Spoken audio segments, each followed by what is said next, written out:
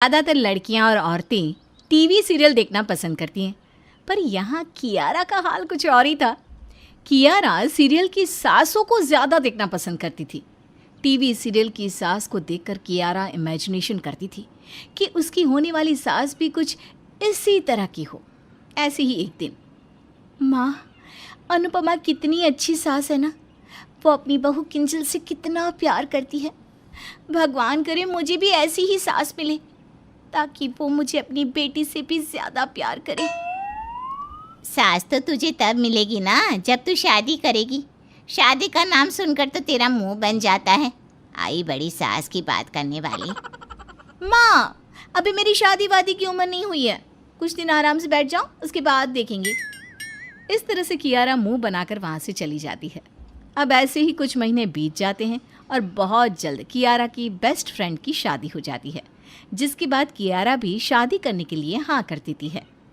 अब तो तेरी फ्रेंड की भी शादी हो गई है। अब तो तुझे तेरी शादी से कोई एतराज़ नहीं है ना? तेरे लिए लड़का देखो कि नहीं?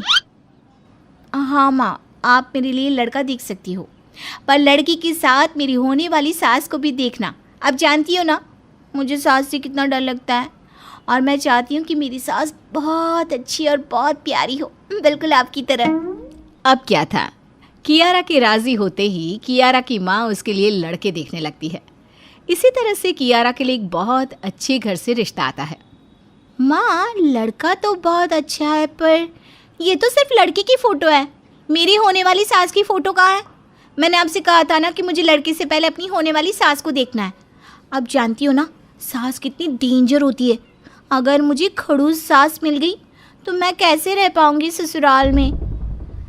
अरे बेटा, तुझे अपनी पूरी ज़िंदगी अपने पति के साथ रहना है, सास के साथ नहीं। वैसे भी सास की फ़ोटो कौन देखता है? मैं देखती हूँ, और जब तक मैं लड़की की माँ को देख नहीं लेती तब तक मैं रिश्ते के लिए हाँ नहीं करूँगी। इसलिए आप लड़की की माँ की फ़ोटो मंगवा लीजिए।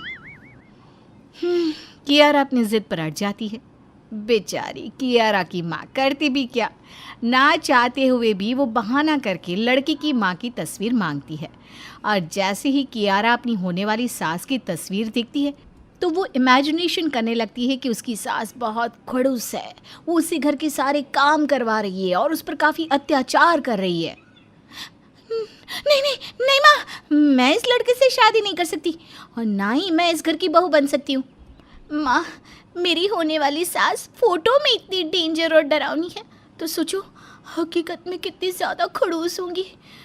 अगर मैं इस घर में बहू बनकर चली गई तो मुझ पर ये लोग कितना अत्याचार करेंगे। और आप तो जानती हो ना, सुबह 8 बजे से पहले मेरी आँख नहीं खुलती। मुझे सुबह 4 बजे उठने को बोलेगी, ठंडे पानी से नहाने को बोलेगी, घर के काम करवाएगी, और गलती हुई तो खूब मारेगी। नहीं नहीं नहीं, मैं इस घर में बहू नहीं बन सकती।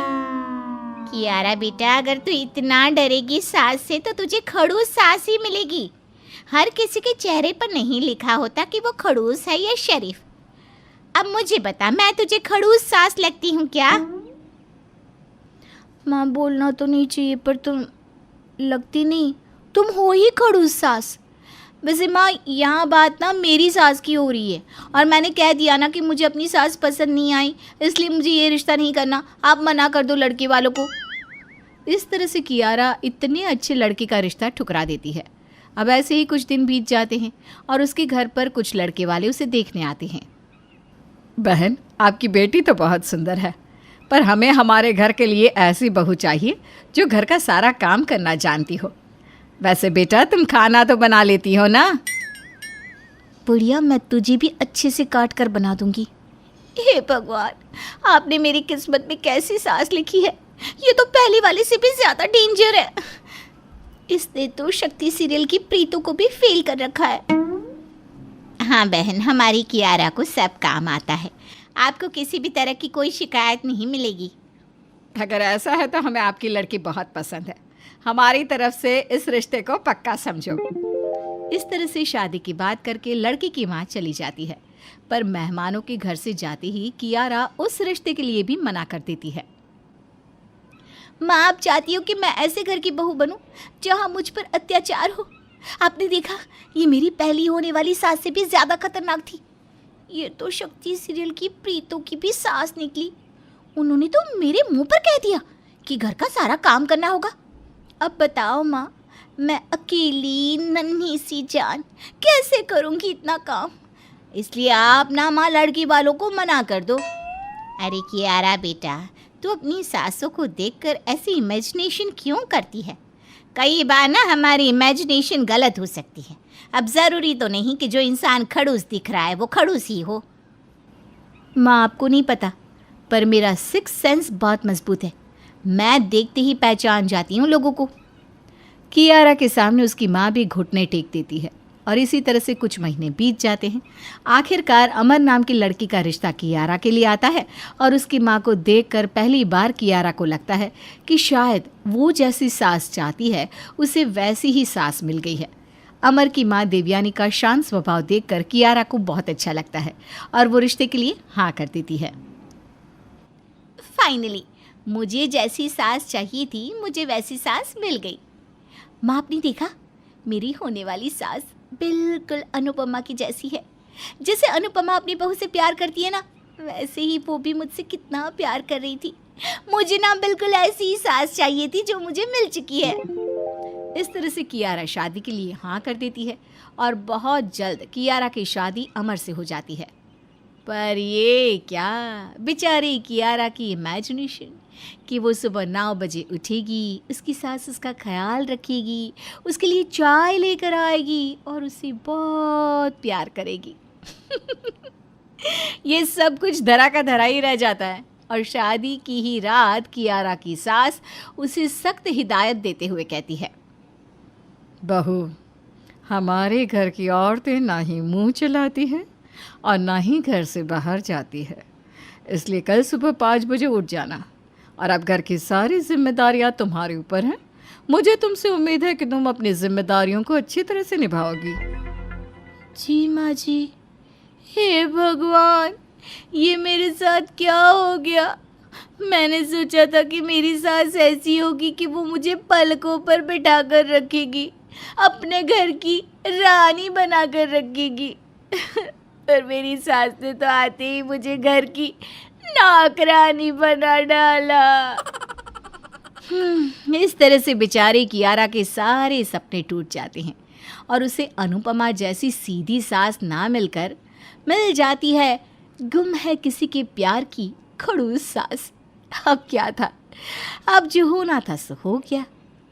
अब बेचारी कियारा एक संस्कारी बहू बनकर वही काम करती जो उसकी सास उसे कहती। रामगढ़ नाम के गांव में एक छोटा सा परिवार रहता था जिसमें सोनिया अपनी सास सुमति पति रजत के साथ रहती थी। उसके ससुर का देहांत हो गया था। कहने को वो बहुत ही खुशहाल परिवार था, लेकिन कौन जानता था कि उनके परिवार की खुशियों को बहुत जल्द किसी की नजर लगने वाली है। और अब ऐसे ही कुछ हफ्ते गुजर जाते हैं। एक दिन सोनिया का पति अपनी बीवी और अपनी माँ सुमति को छोड़कर चला जाता है। अब उनकी हालत बद से बदतर होती जा रही थी। वहीं सोनिया बीमार रहने लग जाती है और एक दिन सोनिया अपनी सास से कहती है, माँ, अब हमारा क्या होगा?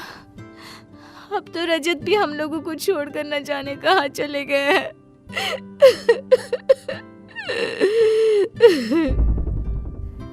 पता नहीं बेटा सोनिया, भगवान हमारे साथ क्या कर रहे हैं।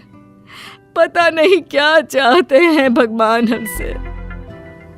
कुछ दिन गुजरते हैं। एक दिन एक सेठ सुमति के घर आता है और कहता है, सुमति बहन, आपके बेटे ने ये घर हमें बेच दिया है और अब आपको ये घर खाली करना होगा। क्या? मेरे बेटे ने ये घर भी बेच दिया और उसने अपने ऐश पूरे करने के लिए हमें रोड पर ला दिया? पर उसने ऐसा क्यों किया? पहले ही हमने सारे गहने बेच दिए हैं उसके लिए और अब हमें ऐसी हालत में छोड़कर भाग गया और अब ये घर भी बेच दिया। अरे पर क्यों किया रजत ने ऐसा? देखिए बहन, वो तो आप अपने बेटे से ही पूछ लें, मैं कुछ नहीं बता सकता। बस इतना बोलूंगा कि ये घर अब मेरा है, तो इसे खाली कर देना शाम तक। इतना कहकर सेठ चला जाता है और सुमति अपनी बहू से कहती है, बहू, जब तक तेरे बाबूजी जिंदा थे तब तक रजत ने भी कोई उल्टे काम नहीं किए, पर आज तो उसने घर तक बेच दिया। ये नहीं सोचा कि मेरी बीवी और माँ भी रहते हैं उस घर में, कहाँ जाएंगे। तेरी भी तबीयत आजकल ठीक नहीं रहती, पता नहीं क्या हो गया है तुझे। मेरे पास तो इतने पैसे भी नहीं कि तेरा इलाज करवा सकूं। माँ बस करो, चुप हो जाओ। जो होना था सो हो गया, अब होने को कौन टाल सकता है। आप मेरी चिंता ना करें, मैं ठीक हो जाऊंगी, बस थोड़ी सी कमजोरी है। सास बहू दोनों शाम तक घर खाली कर देते हैं। सावन का महीना चल रहा था और बारिश भी काफी तेज थी। उनको अपना सिर छुपाने के लिए बस एक छत की जरूरत थी, लेकिन उनको कोई भी रहने के लिए जगह नहीं मिल रही थी। और इसी तरह दोनों सास बहू दर दर की ठोकरें खाते हुए गांव के बाहर पहुंच जाती हैं, जहां उन्हें पास में एक छोटी सी झोपड़ी मिलती है, जो कि बहुत छोटी होती है। उसमें काफी गंदगी भी होती है। ऊपर से उस झोपड़ी की छत भी टपक रही होती है। उस झोपड़ी को देखकर सोनिया के अंदर एक आस जग जाती है और वो अपनी सास से कहती है, माँ वो देखो छोटी सी झोपड़ी, इस झोपड़ी में हम दोनों सास बहू अपना सर छुपा सकते हैं। ये बोलकर सोनिया अपनी सास के साथ उस झोपड़ी के अंदर जाती है। उसके अंदर गंदगी, मिट्टी और घास के सिवाय कुछ नहीं होता। ये देखकर सुमती सोनिया से कहती है, अरे बहू, यहाँ कितनी गंदगी है और ये झोपड़ी कितनी छोटी है। इसमें हम खाना कहाँ बनाएंगे, सोएंगे कहाँ। ऊपर से तेरी तबीयत भी इतनी ज्यादा खराब। अरे इसमें हम दोनों का गुजारा कैसे होगा बेटा। कोई बात नहीं माँ, जब तक हमें कोई दूसरा रहने का ठिकाना नहीं मिल जाता तब तक हम यहीं अपना गुजारा कर लेते हैं। सही कह रही है बहू, बारिश में बाहर भटकने से तो अच्छा यहीं रह लेते हैं। अब वो दोनों उस झोपड़ी में रहने लगती हैं। सोनिया अपनी सास के साथ मिलकर झोपड़ी की सफाई करती है, लेकिन ठीक जगह पर न रहने और ठीक तरह से खाना नहीं मिलने की वजह से अब उसकी सास की तबीयत भी खराब रहने लगती है।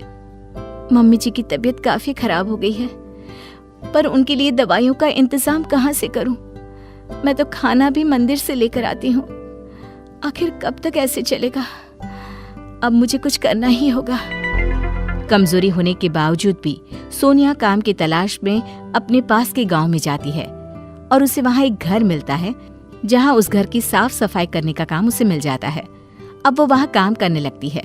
ऐसे ही कुछ दिन बीत जाते हैं और एक दिन सोनिया अपनी मालकिन निधि से कहती है, मालकिन मुझे थोड़े पैसे चाहिए। लेकिन सोनिया, तुझे तो अभी ज्यादा टाइम नहीं हुआ है और तू अभी से मुझसे पैसे मांग रही है। ऐसी भी क्या जरूरत पड़ गई कि महीना पूरा होने से पहले ही पैसे मांग रही है। मालकिन, मेरी सास बहुत ही ज्यादा बीमार है और उनकी दवाई काफी महंगी है। मेरे पास इतने पैसे नहीं है कि मैं उनका इलाज करवा सकूं, इसलिए मुझे पैसे चाहिए ताकि मैं उन पैसों से अपनी सास के लिए दवाई ला सकूं। अच्छा, तुम रहती कहाँ हो?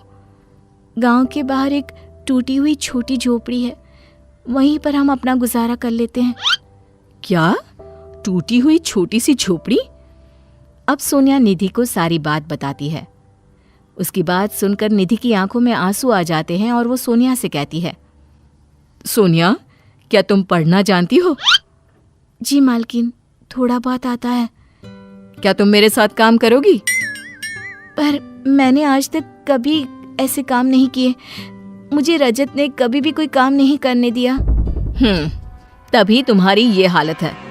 खुद इंडिपेंडेंट बनो सोनिया। देखो तो खुद को, कितनी कमजोर हो। तुम्हें देखकर ही पता चलता है कि तुम्हारे अंदर खून की कमी है। ऊपर से गंदगी में एक टूटी फूटी झोपड़ी में रह रही हो। क्या तुम अपनी सास के साथ अपनी पूरी जिंदगी उस छोटी सी झोपड़ी में ही रहना चाहती हो? क्या तुम ऐसे ही गरीबी लाचारी का सामना करते हुए मरना चाहती हो, या अपनी सास को ऐसे ही बेबस, बीमार, लाचार देखना चाहती हो? नहीं नहीं मैम साहब, मैं चाहती हूँ कि जो खुशियाँ मेरी सास को उनके बेटे से ना मिली, जो सुख रजत जी उन्हें ना दे सके, उस सब मैं अपनी सास को दूं। मैं चाहती हूँ कि मेरी सास एक बार फिर से खुश रहे। निधि की बातें सुनकर सोनिया को एहसास होता है, जिसके बाद वो अपने आने वाले कल के बारे में सोचती है और काम करने के लिए मान जाती है। सोनिया अपनी मालकिन से कहती है, वैसे क्या काम करना होगा मुझे? फिलहाल कुछ नहीं, अभी तुम अपनी सास को यहाँ लेकर आओ, उनका इलाज करवाते हैं। सोनिया अपनी सास को लेकर निधि के घर आ जाती है।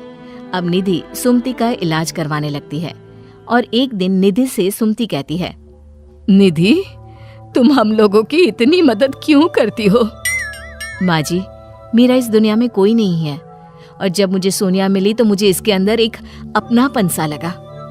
आज के समय में कोई किसी के लिए इतना नहीं करता, लेकिन तुमने हमारे लिए बहुत किया बेटा। माँ जी, मैंने आपको अभी बताया ना, मेरा कोई भी नहीं है।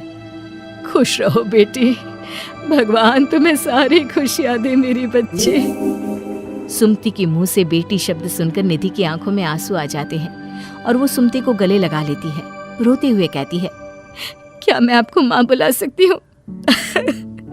अरे बेटी, तुम भी तो मेरी बेटी ही हो। और अब निधि सोनिया को अपनी बहन की तरह रखती है और सुमति को अपनी माँ की तरह।